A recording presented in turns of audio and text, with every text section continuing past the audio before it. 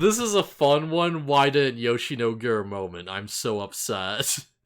That was the big takeaway from this episode I got, is that, oh man, look, Yoshino's still bad at her job. Yeah. Also, yeah, the intro was so far into the episode, I thought it was happening at the midpoint. I was like, wait, what?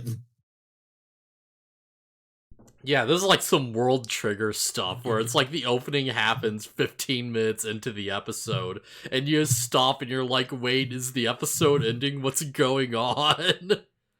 Yeah. That was alright. Yeah, this could have like been a two-parter. This could have been like stretched out a bit more. Yeah, it's the Caramon went after a guy who locked him away since he was still a wild Digimon. That's the thing, it's like, I get the impression that it's like, in this series, what happens is the Digimon appears, and then, like, they find a person, and then they just sort of, like, connect to that person, like, naturally, and, like, negative emotions happen, and then they go crazy. So it's like, something yeah. like that. Because we definitely see in this episode, it's like, alright, finds, like, Caramon and, he's, like, using it to help him do evil things and stuff. He's using it to help him manipulate the music top 100 charts, basically. Yeah.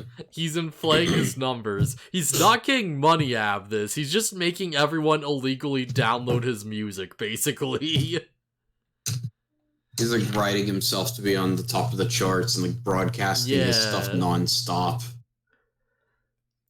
Yeah, they get super angry, and then Caramon glows with dark energy because he's wrathful, because he's, giving negative emotions out, and then Caramon evolves and goes, like, crazy and stuff. Yeah, Caramon definitely worked differently since it's a living virus. Yeah. There's info every few seconds, so it just made me not care since I had no time to process anything. That's fair, I guess, yeah. There's a whole subplot. There's a whole subplot with the paparazzi that just reminds me how much I hate the paparazzi. Yeah, I didn't have a problem with this episode being too fast. I feel like this is, like, well-paced enough. I enjoyed it for what it is. But it's also, like, I got to the end and it's like, man, Yoshino really should have finished this thing off.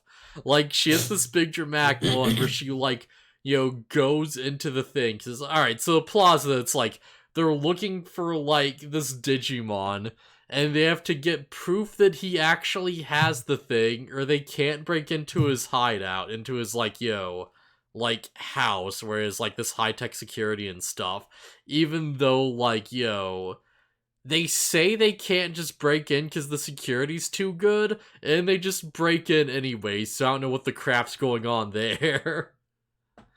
Well, it seems like his one mall cop did exactly do a great job of stopping Marcus and his freaking Digimon. That was one of my favorite bits, is Masaru resists arrest by judo flipping a cop. Yeah. I was like, I wish Masaru punched out a police officer so I could use it for the thumbnail. Because so far, every upload, I've just had the thumbnail be Masaru punches a Digimon. Could have got the shot where he punches part of Chrysalimon. Yeah, but it's like, that don't quite hit the same. It's like, he just punches the tentacle. It's like, nah, you can do better than this. Yeah, I thought that was kind of lame, where it's just like, oh yeah, he's gonna punch out the Chrysalimon. No, I just punched its tentacle. If a Caramon is teleported into the human world and it wasn't able to go back to the digital world and go and consume data, they would go and consume the next most populous thing, humans. I don't know if that works outside of Ghost Game.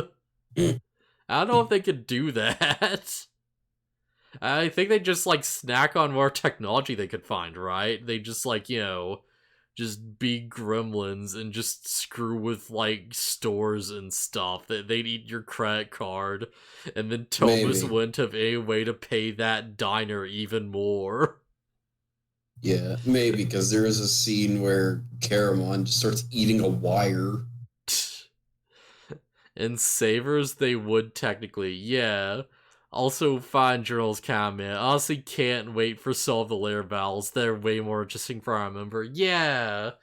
This is like, Caramon grows big, and Yoshio has this big moment where she's like, alright, I have to like break into the building and help them on this mission, because like I need to end this personally. And like, Marcus digivolves Agumon, and Greymon just one-shots the thing as Yoshino cries in the corner and just is useless.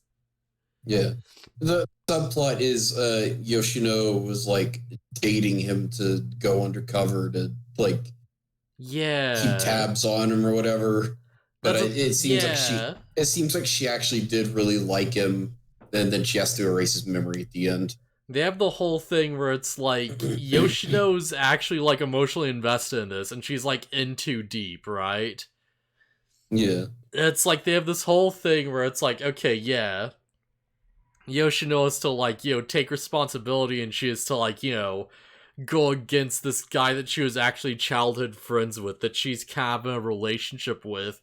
It's supposed to be this big emotional thing of like, her like trying to put the mission above herself and do this thing, and they just don't do it. And they're just like, nah, we'll just give this to Marcus. Who cares about Sunflowermon?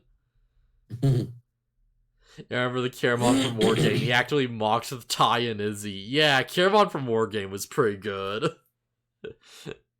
Like, he's like sending them threatening emails and stuff, even though he can't talk. Let's see if you can count backwards from 10. And he's just cloning himself. Yeah, but this is my episode. And like, Agumon's like, nope, I got this. That's the thing, it's like, they have the whole moment where it's like they have the fight, and Greymon's like fighting Caramon, and he shoots these like pipes full of gas at him. And I'm like, oh, okay, well, yeah, he's shooting gas, so Greymon's gonna be useless because he's gonna fire his breath weapon and the gas will blow up in his face, right? And it just didn't. And it's like, oh, I guess it wasn't flammable. I guess it's just fine. Sure.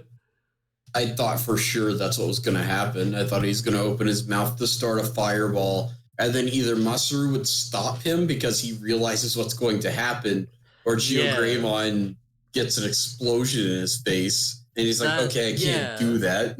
That'd be a moment where like Toma would have to stop him, and Yoshino would get the moment. Toma would be like, wait, Masaru, don't, the gas! And Masaru's like, oh, Greymon, stop! Like, it'd be like a good little, like, yeah. I know Masaru's not the smartest guy, but I think he would understand the ramifications of igniting an open gas line. Yeah, I could see it. It's smart as he evolved and made him way more of a threat. Yeah, and backstab the cow kept him away in the process. But it seems like what happens is the gas accelerates the fire and benefits the attack and puts a hole through Chrysali's mind. The gas did nothing. It was non-flammable. It meant nothing. Also, we should probably mention, this Chrysalimon is huge. Yeah, after hearing them pronounce its name, I realized that in Cyber Sleuth... In Cyber Sleuth, it's called Kurisarimon, and that's because they literally translated its name from how it sounded. It's like, dang it. Yeah, this Kurisarimon is freaking huge. Chrysalimon sounds like a Kurisirimon. Yeah. And it's like, oh no. Man, it's such a fun Digimon. It's going weird because I'm working on that, like, fanfic in the background. I'm like, oh yeah, I want to give, like, one of my characters, like, a freaking Caramon for the sake of it. And it's like, oh, well, if I do this too soon, is it gonna be weird? Is it gonna be like, yo? And it's like, no one would care.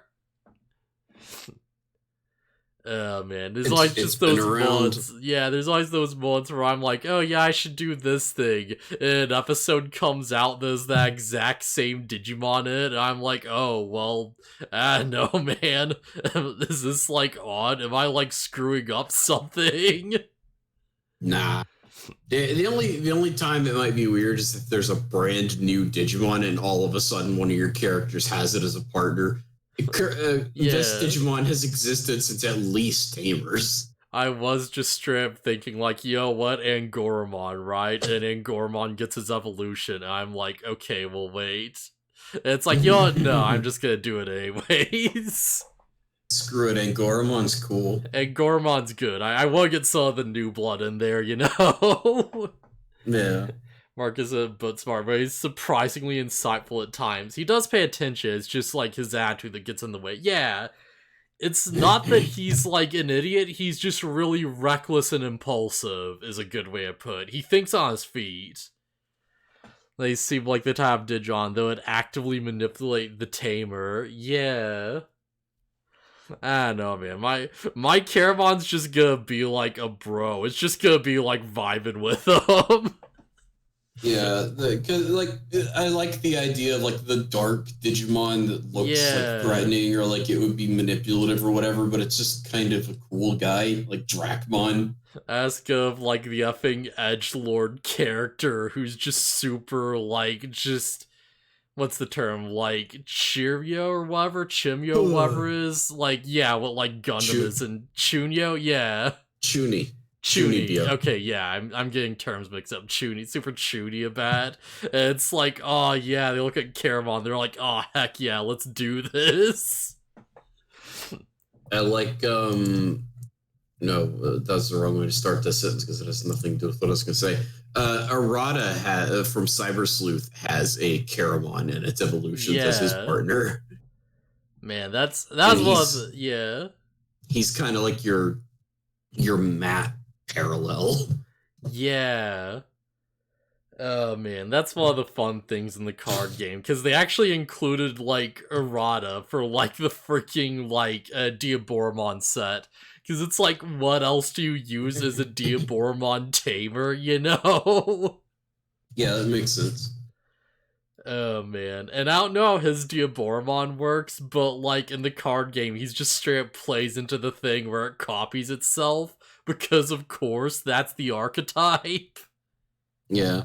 I mean, in Cyber Sleuth, it's just a Digimon you can get. It doesn't have anything like that. Oh man, so it's like you spam your field with erratas, you get one Diaboromon out, tap like all of them, and suddenly you have like 5 Diaboromons on the field. And they're all just like attacking, and they have rush and blocker and all kinds of dumb stuff. Nice. Yeah. Unfortunately, that archetype is just kind of like bad now because it's way too slow. It's been like outpaced by other things. Power creep definitely is a thing, especially with early Digimon, because holy crap. But still pretty fun, yeah.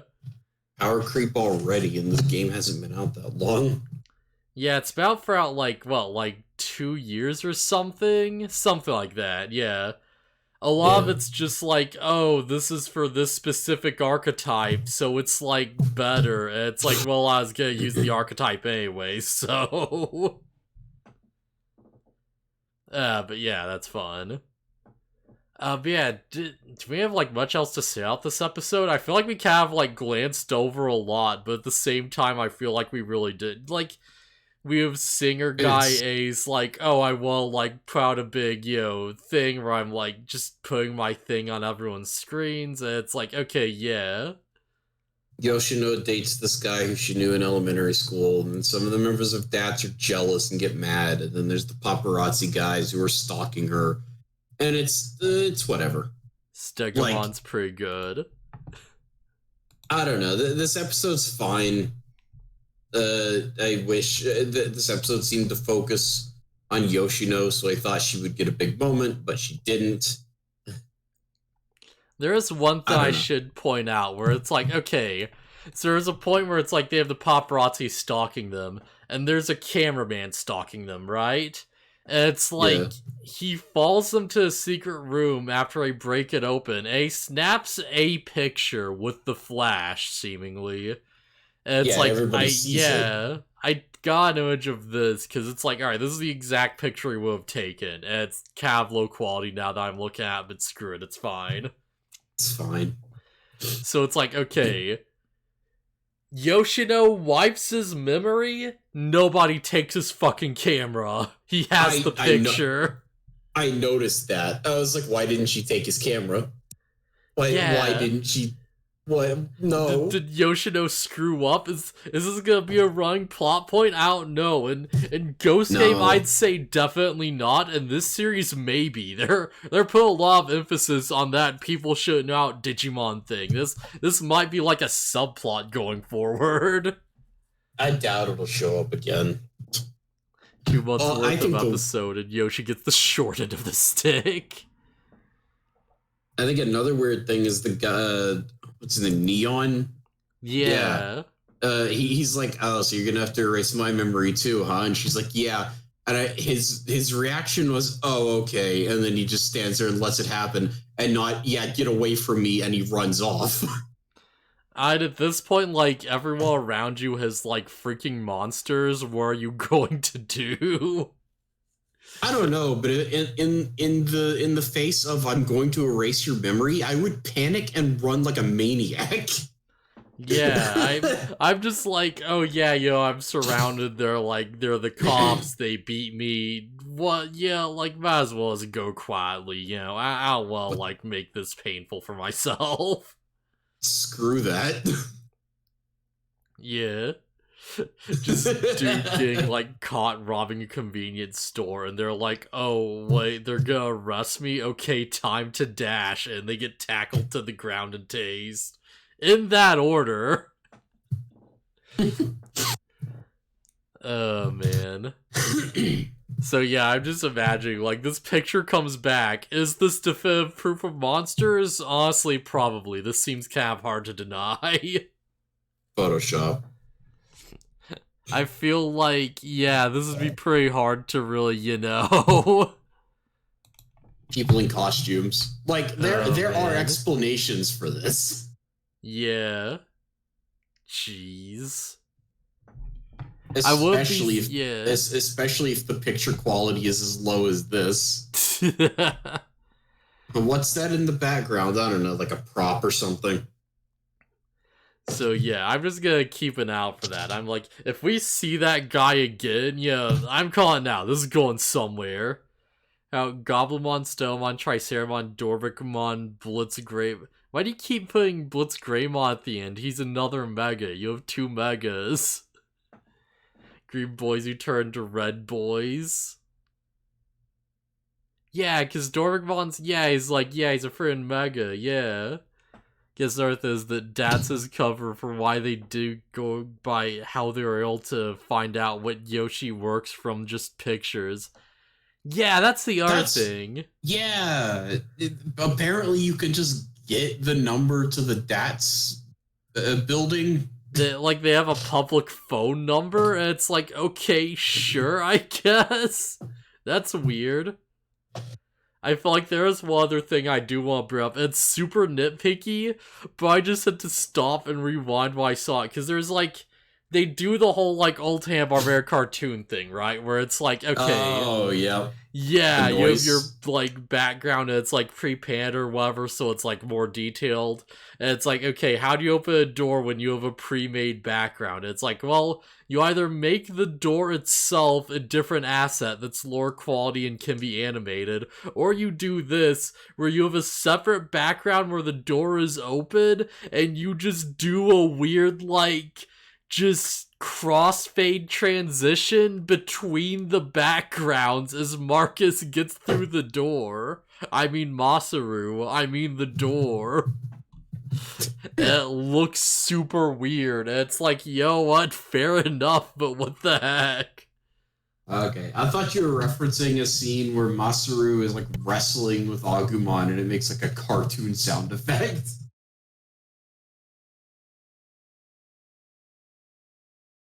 I guess you don't remember that. Sorry, I had to sneeze real bad. Okay, yeah. Oh, okay.